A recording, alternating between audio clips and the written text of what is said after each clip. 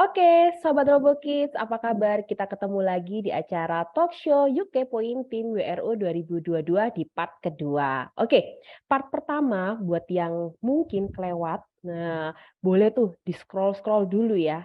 Seperti apa sih ceritanya tim WRO 2022 di part pertama itu? Ya, jadi supaya nyambung Sobat Robo Kids.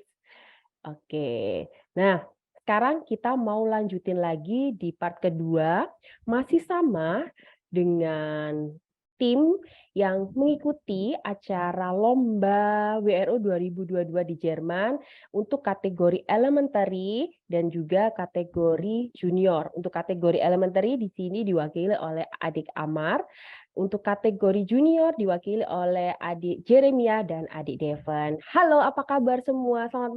Apa kabar ibu-ibu, adik-adik? Sehat semua ya? Alhamdulillah Halo, sehat. sehat. Oke, Bro Yudis apa kabar? Alhamdulillah baik sis. Oke. Nah, teman-teman, kita sudah bahas nih part pertama tentang persiapan-persiapan kalian, tentang latihan kalian, apa aja yang harus dilakukan sebelum kalian berhasil berangkat ke Jerman di bulan November yang lalu ya. Oke, nah sekarang nih kita mau tanya-tanya tentang pelaksanaan WRO 2022. Apa aja yang kalian lakukan, apa aja, bagaimana perasaan kalian. Jadi kita ingin tahu yang nggak berangkat itu biar biar ada bayangan. Oh ternyata lomba di Jerman tuh seperti ini gitu ya. Gitu ya. Oke, saya mau tanya dulu nih sama mama-mamanya. Di sini ada Bu Heni, Bu Dian, dan Bu Herlina. Eh, kita sudah tahu nih, sudah berangkat nih ya dari Surabaya sampai di Jerman. Nah, sampai di Jerman boleh tahu nggak ada kendala nggak yang dihadapin tim dari Surabaya waktu sudah berada di Jerman? Kira-kira ada nggak kendala yang ditemuin? Alhamdulillah. Ya, alhamdulillah waktu udah mau sampai bandara itu kebetulan kan sebelumnya kami sudah menghubungi pihak ini KJRI di Frankfurt. Kami kan turunnya waktu itu kemarin itu di Frankfurt kan. Alhamdulillah kami sudah menghubungi pihak KJRI Frankfurt dan dapat tanggapan positif dari mereka. Dan ketika sampai di bandara mereka sudah ada yang jemput kami seperti itu. Jadinya ya di situ sih apa ya, berterima kasih banget dengan KJRI Frankfurt ya kita ya, bahwa di sana itu mereka benar-benar apa ya, benar-benar membantu banget untuk kami yang nggak tahu, terus terang baru pertama kali juga kami berangkat ke Jerman ini, jadinya yang nggak tahu arah yang harus kemana seperti itu terbantu banget dengan adanya pihak KJRI yang berkenan untuk menjemput kami, untuk mengantar kami juga. Dan alhamdulillah juga kami pesan hotelnya waktu itu dekat dengan Hauptbahnhof atau stasiun ya. Ya walaupun hotelnya serem ya guys ya. Agak-agak gimana gitu. Ternyata hotel di Eropa itu gimana? Gimana tanggapan kalian? Ada yang serem juga ya? Seperti di film-film hantu seperti itu. Film hantu zaman dulu, sis. Film hantu zaman dulu. Hotelnya hotel lama gitu tak Bu maksudnya, gedungnya gitu. Iya, kayak bangunan-bangunan tua gitu kan. Dan kita baru pertama kali datang malam-malam itu kita jam 6, jam 7 ya. Jam 7 tuh udah gelap banget kan di sana. Udah gelap banget. Terus tiba-tiba lihat hotelnya yang ternyata tidak sesuai ekspektasi kami. Itu cukup bikin shock juga, shock terapi juga. Seperti itu. Tapi alhamdulillah fine-fine aja sih, kita waktu udah pagi ternyata dilihat udah nggak apa-apa sih. Seperti itu. Shock karena habis long haul. Kan jauh, perjalanan kan terlalu lama kan di pesawat. Ya mungkin kita capek terus kaget kalau hotel Eropa itu kan memang seperti itu sebenarnya umumnya. Gitu, meskipun bintang 3 atau 4 ya memang mereka kan berusaha mempertahankan bangunannya gitu. Cuman kalau kita dari Asia itu memang hotel-hotelnya lebih bagus kalau kita di Asia gitu loh sis. Jadi Hmm.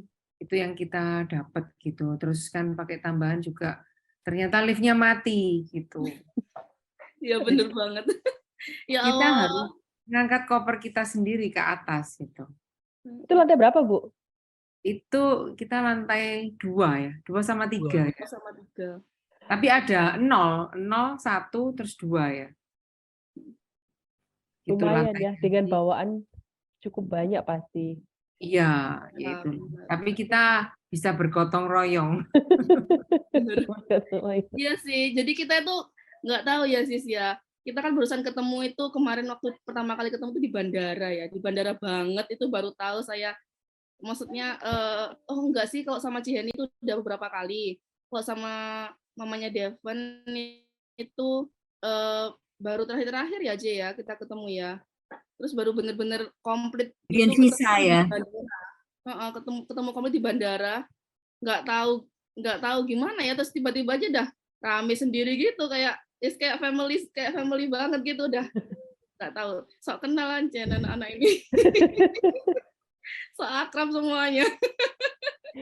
Ya tapi kan dari keakraban itu kan akhirnya berimbas juga pasti ke anak-anak gitu kan. Jadi lebih Iya, solid lagi alhamdulillah. pastinya ya. Kalau mama-mama solid kayaknya akan terbawa ke anak-anak. Nah, kalau tadi saya tanya tentang kendala saat di Jerman, berarti untuk saat ini tidak ada kendala ya kalau bisa saya lihat ya. Kalau saya dengar dari cerita itu nggak ada kendala yang berarti lah pada saat begitu tiba di Jerman gitu ya. Ya, Eh, alhamdulillah. mm-mm. Terus kira-kira ada nggak sih anak-anak itu kesulitan beradaptasi waktu di Jerman? Apalagi kan kita tahu ya, anak-anak kan berasal dari Surabaya, musimnya hanya 2 musim ya, musim hujan dan musim panas. Sedangkan di bulan Desember sepertinya di Jerman lagi musim dingin, gitu ya. Ada nggak kesulitan anak-anak tuh beradaptasi waktu berada di Jerman, Ibu-ibu? Mereka sih lebih cenderung excited ya. Iya.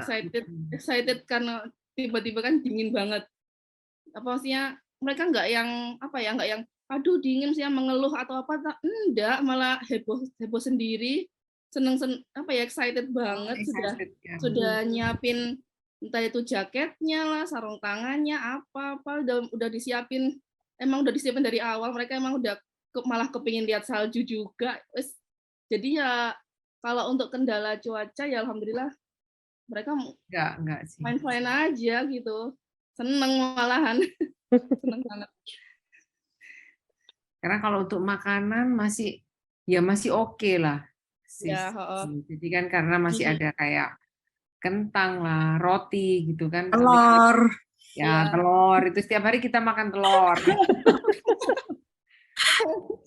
Tapi ini loh, apa namanya di Jerman tuh ya alhamdulillah ini untuk muslim itu kita cukup gampang dapat halal food ya. Karena di sekitaran hotel itu banyak restoran-restoran Turki.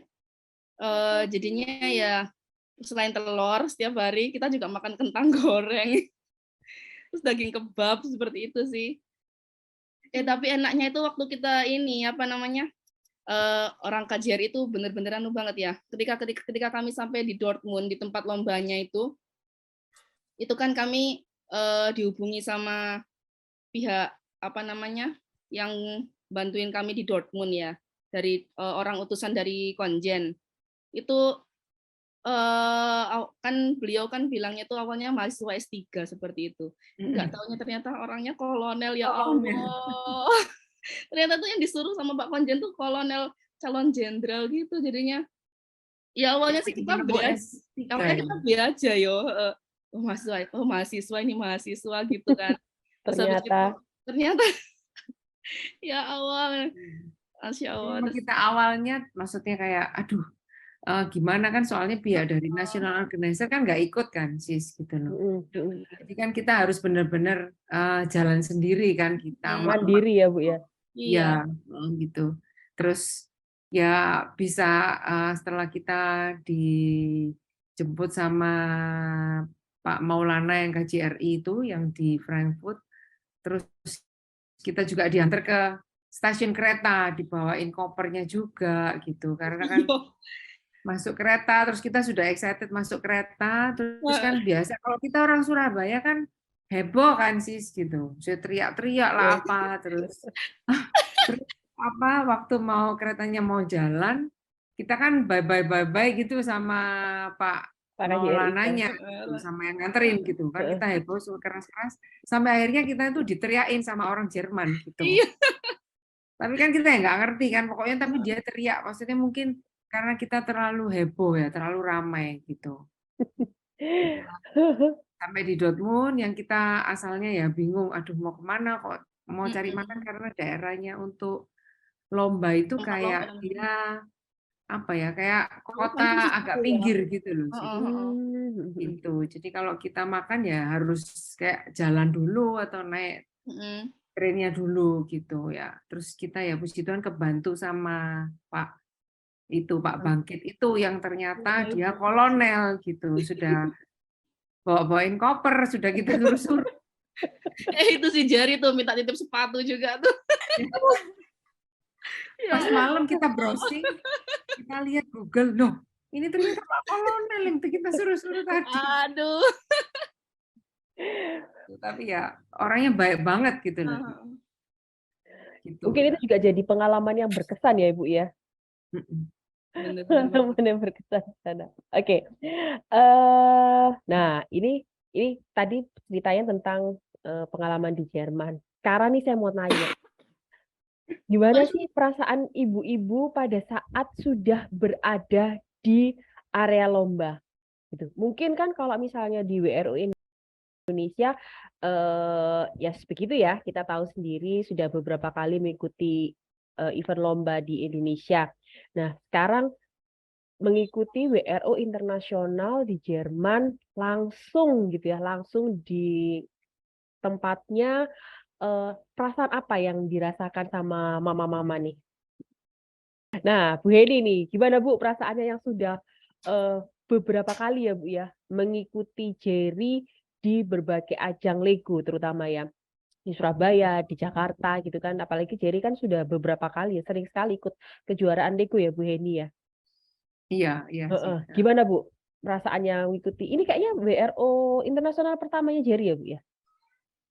Iya. Ya, Kami bertiga Iya, sih. pertama. Gimana Bu perasaannya Bu Heni Bu? Kalau saya sebagai orang tua, kalau dulu kan kalau masih SD itu ya kan dia kan lebih sering ikut kategori open kategori ya. Open kategori sepertinya mulesnya itu pada saat presentasi aja kan ya itu. Dan itu kan kita bisa prepare lumayan ada waktunya gitu kan. Tapi kalau begitu masuk ke regular itu kan lebih HR-nya lebih naik sih kalau lihat gitu. Jadi kita saya kalau ngerekam itu sampai goyang-goyang gitu kan karena apa namanya kita ikut tegang kan gitu pada saat take point itu. Nah itu kalau dulu itu Jerry itu lebih santai orangnya kalau saya lihat gitu. Waktu itu saya sudah ndredeg sendiri, tapi tak lihat dia lebih santai gitu. Tapi kayaknya makin dewasa kok dia juga makin tegang gitu loh sis gitu. Jadi kayak kemarin itu kalau di sana itu sampai pas memang waktu kita masuk di arenanya kita bisa merasa bahwa kita masuk di ajang dunia loh gitu kan. Vibes-nya kerasa banget. Sampai bisa berpikiran bahwa wih puji Tuhan ya kita bisa sampai sini gitu. Soalnya kan kita juga nggak ada didampingin coach juga kan sis gitu. Jadi benar-benar kalau Jerry sama Devon ini kan karena mereka juga udah SMP ya, kayaknya mereka juga sudah lebih mandiri gitu sis. Terus kalau saya tangkap dari waktu mereka latihan sama Bu Mi sama Pak Arya itu, mereka ini harusnya sudah bisa handle sendiri gitu. Ya itu sih, itu yang lumayan juga bikin saya lega gitu sih. Soalnya kalau tanya saya juga nggak tahu apa-apa kan sis gitu. Jadi kan ada waktunya. Jadi begitu dikasih soal itu ada 5 minutes untuk ke coach-nya. Jadi pesertanya boleh konsultasi sama coach-nya 5 menit gitu. Jadi coach-nya suruh berdiri, dikasihin batas itu pita itu yang seperti biasa itu tali. Terus pesertanya datang semua ke coach-nya gitu karena dia punya waktu 5 menit gitu. Tapi yang saya alami ya mereka nggak datang ke saya kan, mereka langsung begitu dapat soal mereka sudah langsung ke mejanya sendiri gitu. Padahal yang lain semua ke coach semua. Dia juga nggak tahu kan gitu. Soalnya coach tahe. Soalnya coachnya kan jadi-jadian. Saya sempat ditanyain jadi saya report ke Bu Me sama Pak Arya, gimana Hen soalnya? Oh soalnya kayak gini gitu. Saya cuma dikasih untuk difoto aja. Tapi selanjutnya udah terus anak-anak gimana? Sepertinya ngerti kok, saya bilang gitu. Itu saya kalau kan dikasih tahu, oh ya anak suruh gini aja dulu. Saya baru mau ngomong itu mereka berdua sudah gini-gini.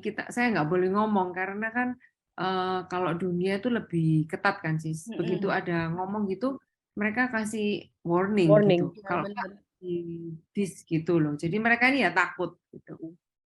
Ya Nanti udah bisa jadi mengurangi nilai mungkin ya.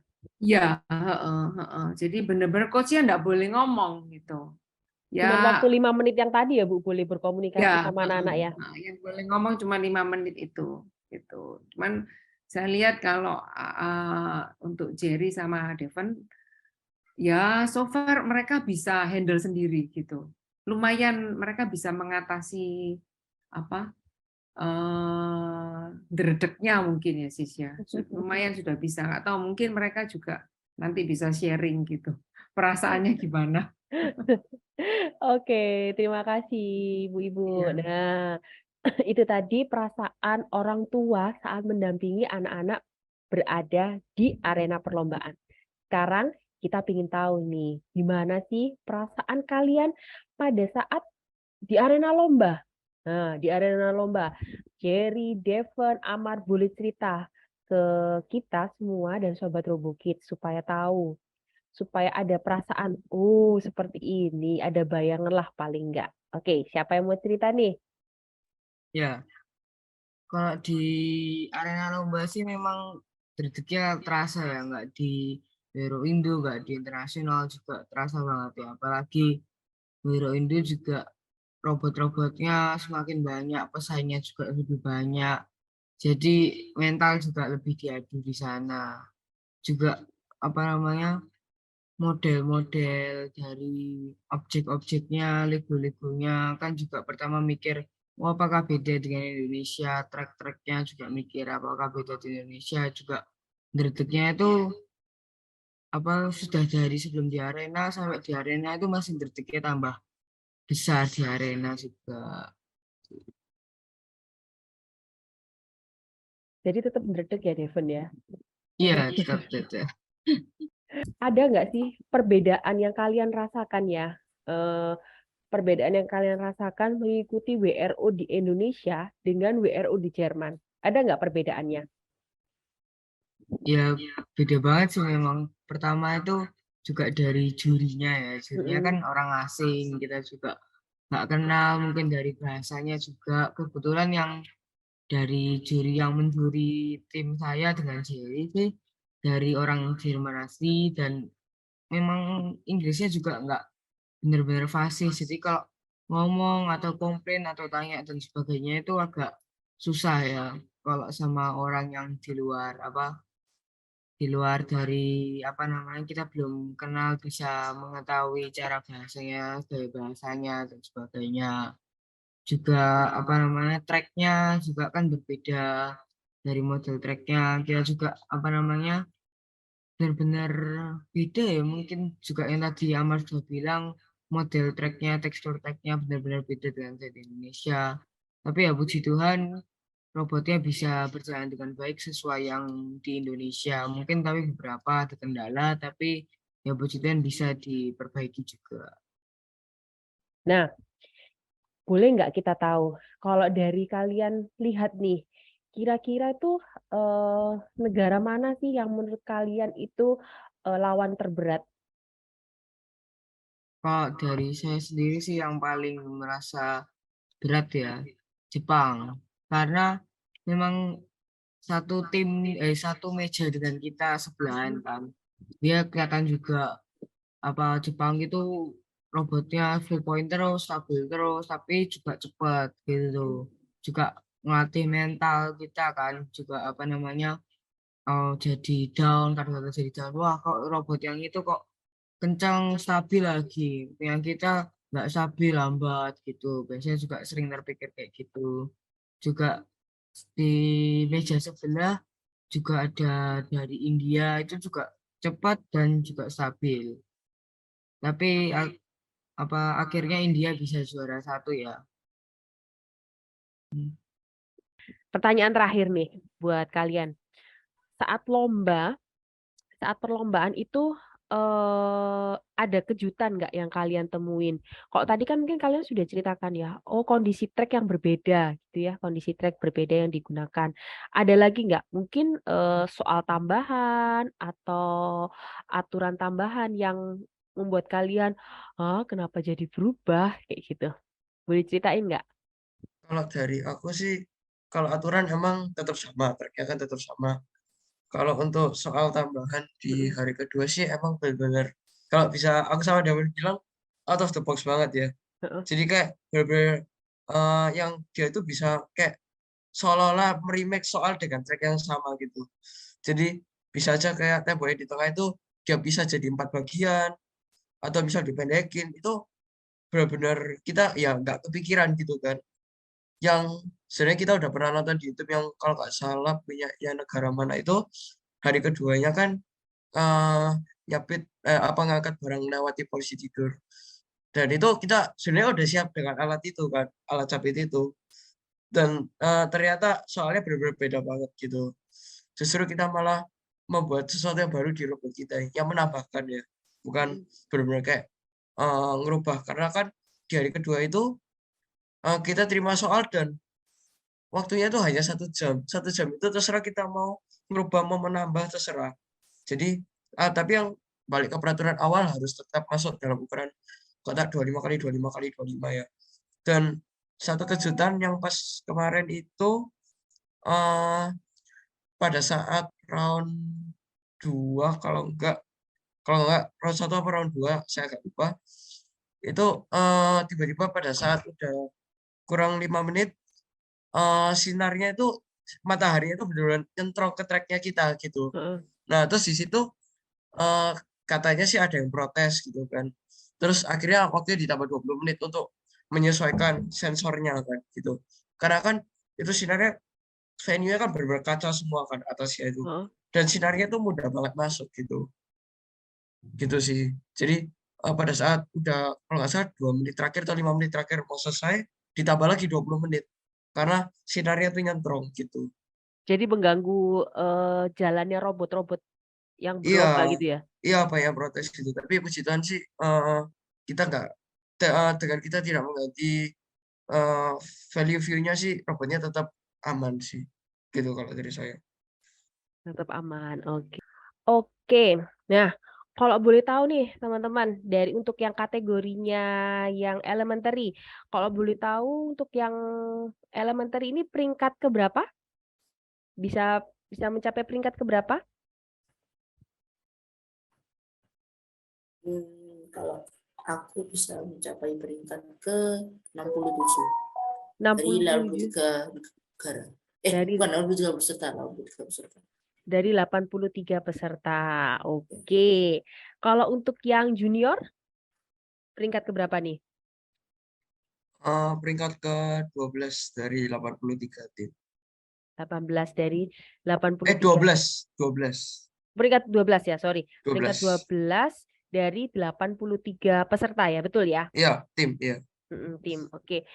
Wah, itu kan merupakan pencapaian yang luar biasa ya buat kalian yang sudah bekerja, belajar, mempersiapkan dari kalau tadi kita cerita dari persiapannya 2 bulan sebelumnya ya, 2 bulan atau 6 bulan sebelumnya, sebelum kalian berangkat. Kalau Kalau untuk sebelum berangkat 2 bulan sih, Sis. 2 bulan ya. Oke. Ya, Tapi kalau yang untuk yang mulai dari WRU-nya Indonesia 6 bulan berarti kalian ya, persiapannya ya. 6 bulan.